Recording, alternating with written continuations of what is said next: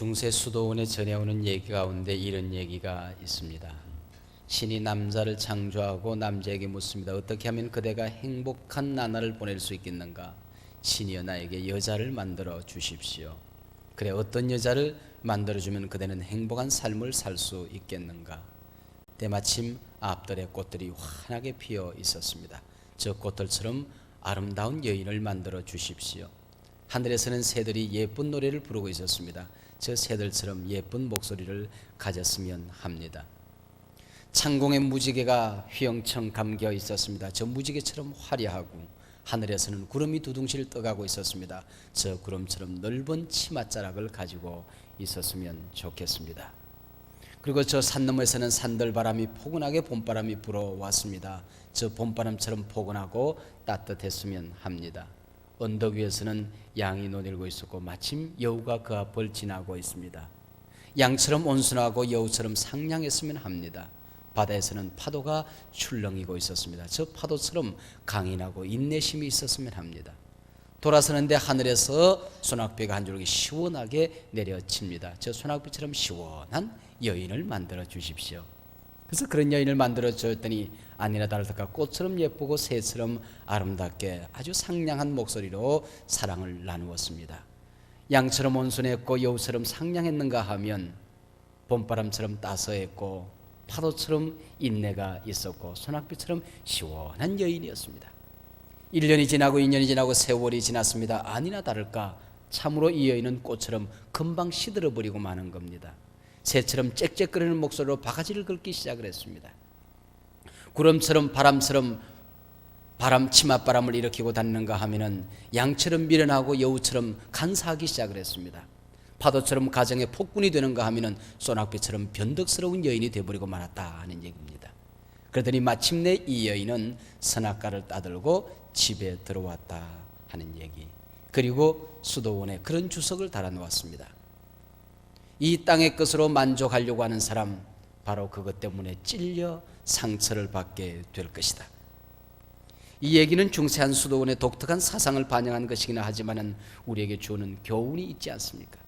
인간이란 이 세상에 있는 어떤 환경이나 조건에 의하여 만족을 누릴 수 있는 존재가 아니라고 하는 것입니다. 본문의 주인공 야곱은 한평생 남의 것을 빼앗아 자신의 욕망을 채워보려던 사람이었습니다. 일찍이 야곱은 형을 꾀어 장자의 명분을 얻었고 눈먼 아버지를 속여 축복을 가로챕니다. 그리고는 하란 땅 외삼촌의 집에서 20년 망명 생활을 보냅니다. 거기서 한 여인을 얻기 위해 7년 그리고 또 7년, 재물을 얻기 위해 또 6년 머슴살이로 보내지요. 이제는 그렇게 꿈꾸던 가문의 족장이 되기 위해 고향으로 돌아옵니다. 돌아오다 생각하니 형 에서의 복수가 두렵기 시작합니다. 꾀를 부립니다. 형 에서에게 선물을 보내기로 하지요. 선물이 아니라 뇌물이었습니다. 그 내용물이 본문 13절에 기록되어져 있습니다. 형 에서를 위하여 예물을 택하니 암염소가 200이요 수염소가 20이요 암양이 200이요 수양이 20이요 젖나는 약대 30과 그 새끼요 암소가 40이요 황소가 10이요 암나귀가 20이요 그 새끼가 10이라. 여러분 유심히 살펴보면 철저하게 암놈이 많습니다. 좋은 선물이었다 그런 얘기입니다. 그러고도 불안해서 가족과 재산을 3분대로 나눕니다. 1소대 종의 자식들과 그 재물들을, 2소대 레아의 자식들과 그 재물들을, 3소대 마지막에 사랑하는 여인 라헬과 그 자식들을. 그리고 자기는 그 뒤에 여차하면 모든 가족과 재산을 버리고 도만으로도 갈 수 있을 만큼 멀리 떨어져 따라옵니다. 보십시오. 20년 고생을 하고서도 이기주의, 자기 중심주의에서 벗어나지 못한 못난 야곱. 그가 진정 변화된 사람이었다면 평안할 때 뒤에 서고 어려울 때 앞장서야 하는 것 아니었습니까? 그 알량한 자 때문에 당당히 앞으로 나서지 못하는 야곱. 그래서 늘 불안하고 쫓기듯 인생을 달려와야 했던 사람이었습니다. 늘 앞서야 할 것을 앞세우지 못하고 뒤에 있어야 할 것이 무엇인지 알지 못하고 살아온 인생, 그것이 야곱의 일생이었습니다. 행여 우리 가운데 신앙생활을 한다 하면서도 풍성한 삶을 누리지 못하는 사람이 있습니까? 날마다 불안하고 쫓기던 인생을 살아오는 사람이 있습니까? 평안을 잃어버리고 살아가는 사람이 있습니까? 사는 것이 마냥 힘들고 골치 아픈 문제만 생기고 행복을 느끼지 못하는 사람이 있습니까? 인생을 거꾸로 살아서 그렇습니다. 오래전 한 목사님이 마차를 타고 시골 교회 가서 저녁 예배 설교를 했습니다. 설교를 마친 다음 마을 끝에는 어느 집사님 댁으로 가는데 그 길이 얼마나 가파른 언덕인지 금방이라도 뒤로 넘어질 것만 같았습니다. 아침에 일어난 목사님께서 두리번거리기 시작했습니다.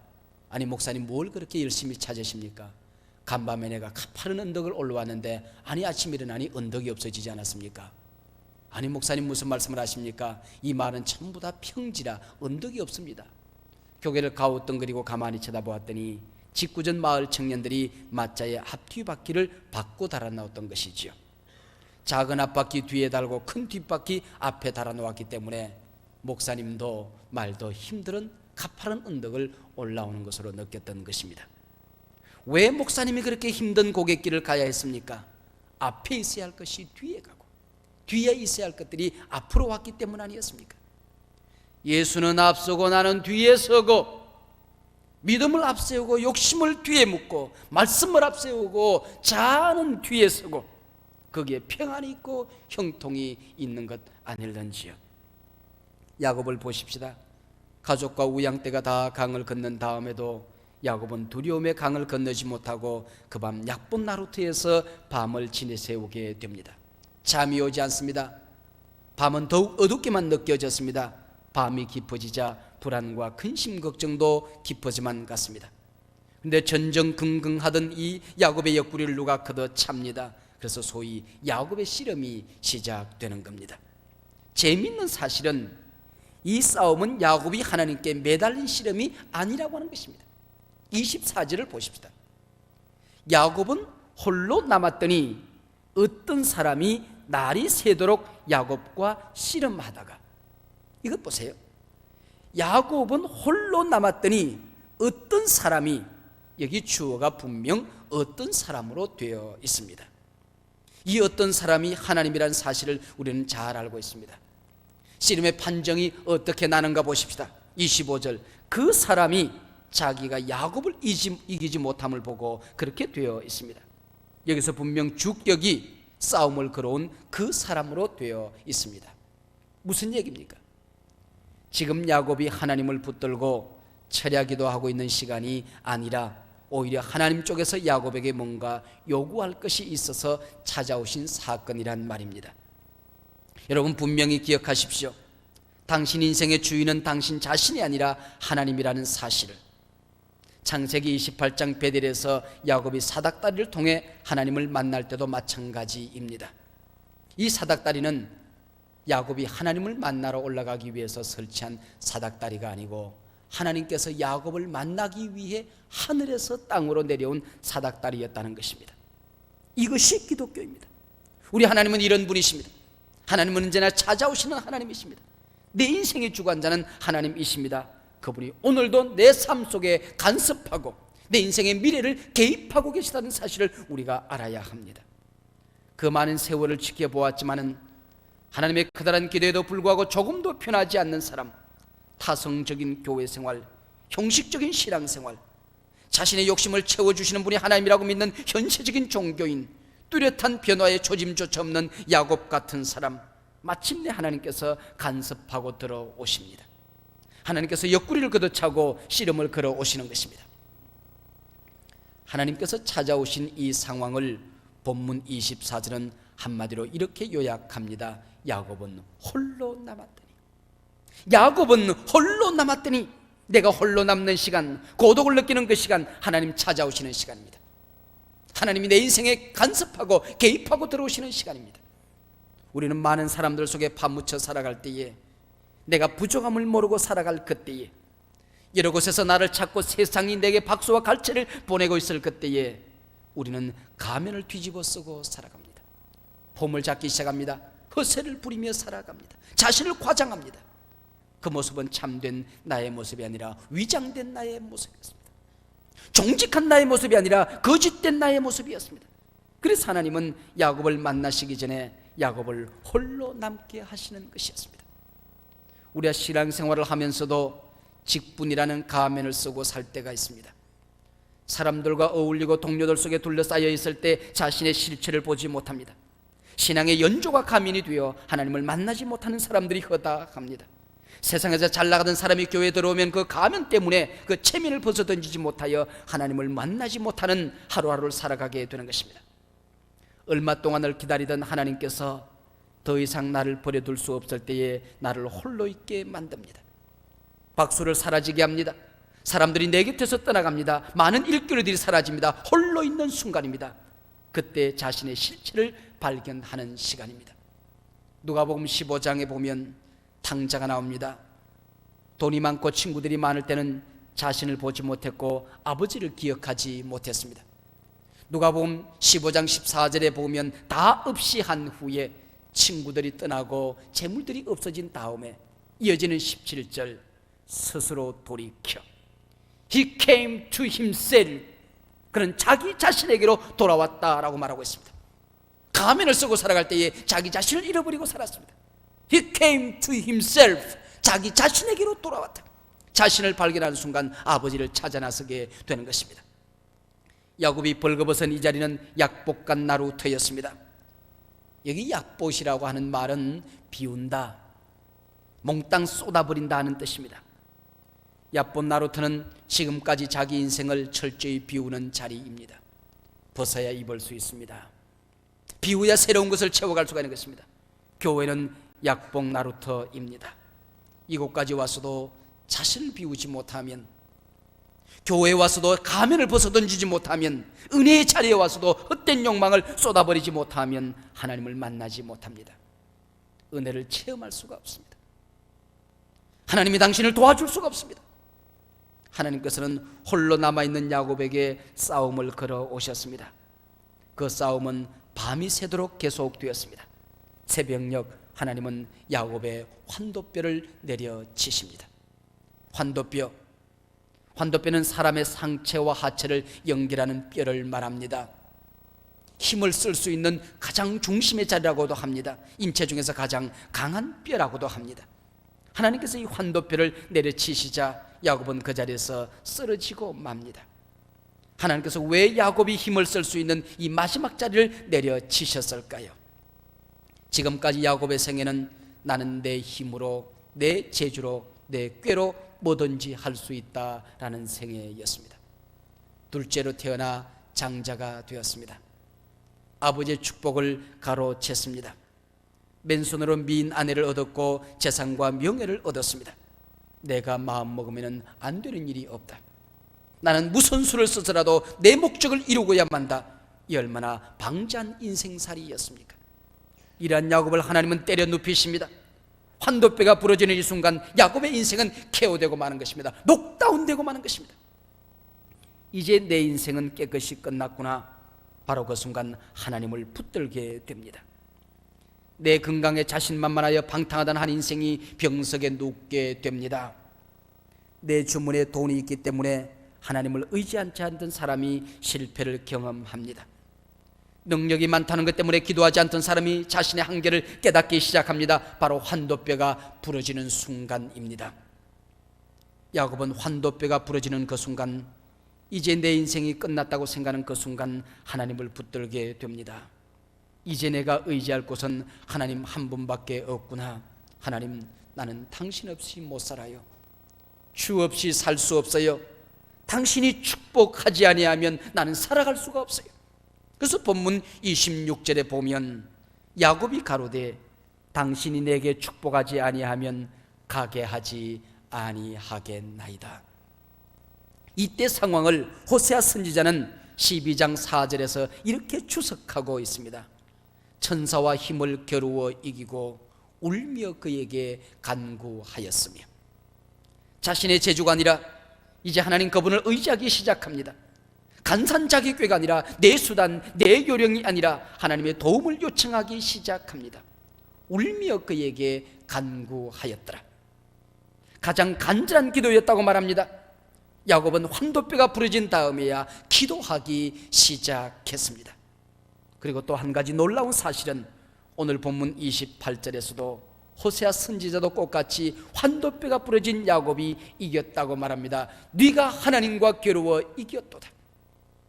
환도뼈가 박살나는 그 순간 야곱은 개업해 당하고 만 것입니다. 그런데 성경은 놀랍게도 야곱이 이겼다고 증언하고 있습니다. 여기에 바로 영적인 싸움의 신비가 있는 것입니다. 우선 여기가 장소적으로 약본 나루터였다면 시간적으로 새벽녘이었습니다.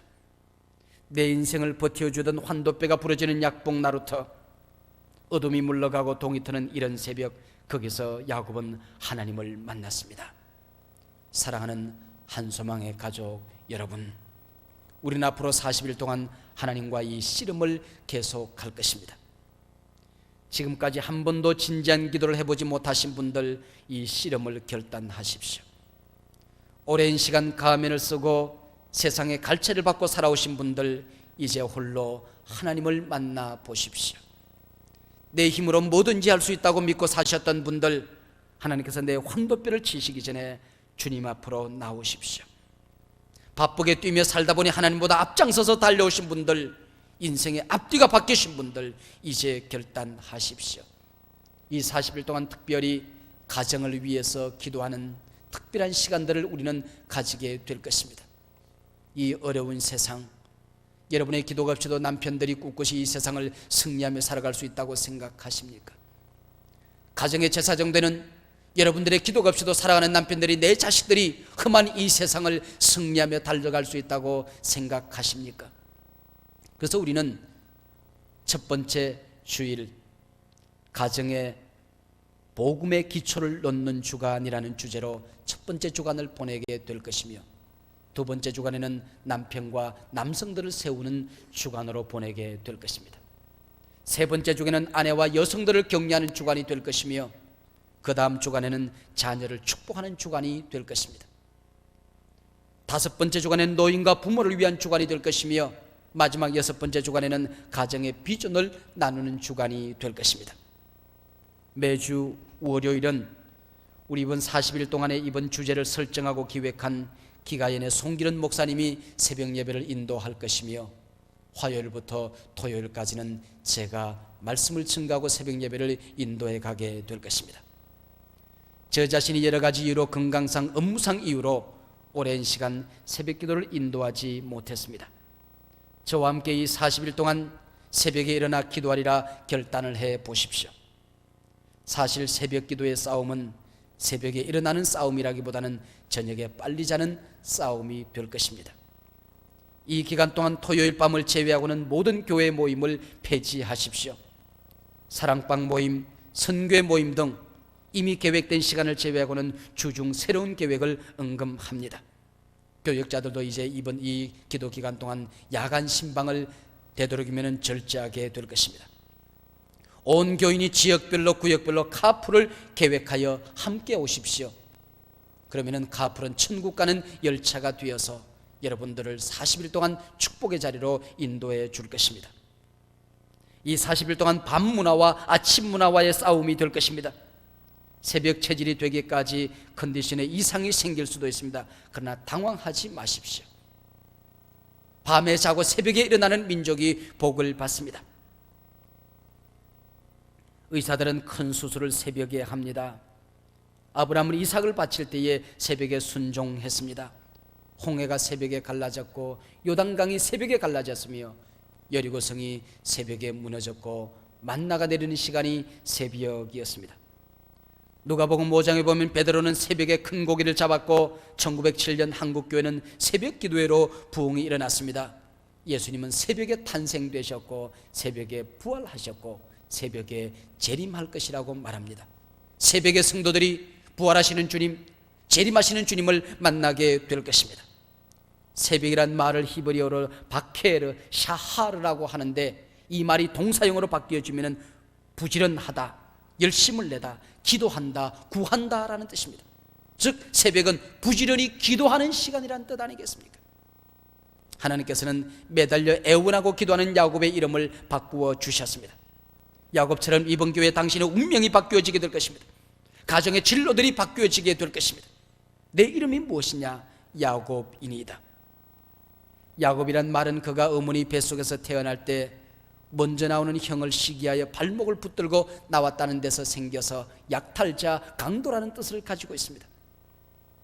하나님께 복을 달라고 매달린 야곱에게 왜 이름을 묻습니까? 이 약탈자야, 강도야, 지금까지 내가 살아온 것처럼 빼앗으면 될 일이지 왜 복을 달라고 매달려? 그 얘기 아니겠습니까? 여러분, 강도가 10,000원만 주세요, 5,000원만 주세요 애원하는 거 보셨습니까?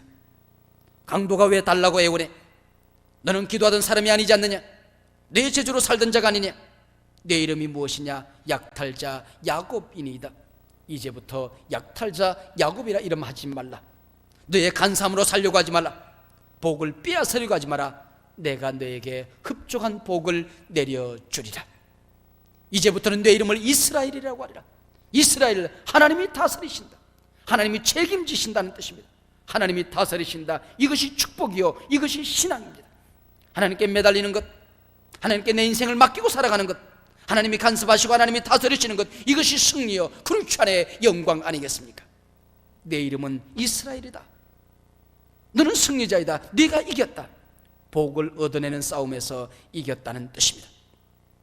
자신의 못난 욕망, 자아 가면으로부터 승리했다는 것입니다. 누가 승리자입니까? 자신을 죽일 수 있는 자가 승리자입니다. 하나님께 무릎을 꿇고 매달리는 자가 승리자입니다. 천부여 의지할 것 없어 두 손 들고 주님 앞에 옵니다. 하나님 앞에 항복하는 자가 승리자라고 성경은 말씀하고 있습니다. 기억하십시오. 아직도 내 목이 꼿꼿하게 살아있어서 하나님 앞에 깨끗하게 항복해 본 경험이 없으시면 당신은 야곱입니다. 실패자입니다. 그러나 하나님 앞에 무릎 꿇고 두 손 들어 항복해 본 경험이 있으시면 당신은 이스라엘입니다. 당신은 승리자입니다. 긴긴 밤의 싸움이 끝나는 오늘 본문의 결론, 그 마지막 절 31절을 보십시오. 그가 분회를 지날 때에 해가 돋았고 그 환도뼈로 인하여 절었더라. 깨지고 시원해하는 야곱을 보십시오. 하나님 감사합니다. 하나님 찬양합니다. 하나님 나를 치셨어요. 하나님 감사해요. 내 환도뼈, 내 못난 자를 부러뜨리신 하나님을 찬양합니다. 하나님께서 나를 치지 않으셨더라면 나는 평생 나 자신을 붙들고 살았을 거예요. 내 이기심을 채우며 못난 욕망을 채워가며 사는 것이 내 인생의 전부이고 말았을 거예요. 분이엘, 하나님의 얼굴이라고 하는 뜻입니다. 어제까지의 태양은 나를 감시하고 나를 책망하는 두려움의 얼굴이었습니다. 이제 내가 깨지고 하나님을 만나고 은혜를 체험하고 나니 어제 떠올랐던 그 태양이 아닙니다. 바로 솟아오른 태양이 하나님의 얼굴로 보였습니다. 온 세상이 새 하늘과 새 땅으로 보였습니다. 사랑의 하나님으로 다가왔습니다. 잘 치셨어요. 내 환도뼈 잘 부러뜨리셨어요. 야곱은 일평생 절뚝 끓일 때마다 약복과 나루터에서 만났던 그 하나님을 의식하며 살지 않았겠습니까? 우리가 매일 새벽에 모여 1시간 남짓 말씀을 듣고 기도합니다. 그러나 그 씨름의 시간을 통하여 하루 일과 중 모든 사건에서 하나님을 의식하게 될 것입니다. 이것이 진정 축복이 아니고 또 무엇이겠습니까? 내가 만나는 모든 사건을 내가 1시간 기도함으로 말미암아 하나님이 간섭하시고 하나님이 개입하시고 하나님이 승리하도록 도와주실 것입니다. 일찍이 어거스틴은 그렇게 말했습니다. 위풍당당하게 불의의 길을 걸어가는 것보다 절뚝거리며 하나님의 뜻 가운데로 걸어가는 것이 축복이다. 그러나 하나님이 나를 홀로 남도록 강권하시기 전에 일평생을 하나님과 동행하는 사람들이 얼마나 많이 있습니까? 하나님이 내 환도뼈를 치시기 전에 하나님께 매달릴 수 있는 복된 사람들이 얼마나 많이 있습니까? 절면서 하나님을 찬양하기 전에 절지 않고도 얼마든지 하나님을 기쁘시게 하는 삶을 살아가는 사람들이 있습니다. 그가 지혜로운 사람입니다. 이 분회의 아침 여러분 위에 찬란히 빛나고 있습니다. 내일 아침부터 시작되는 40일 연속 행복을 깨우는 새봄 새벽기도회가 분회의 아침 동산이 될 것입니다. 여러분 모두의 약복 나루터가 될 수 있기를 축복합니다. 기도하십시다.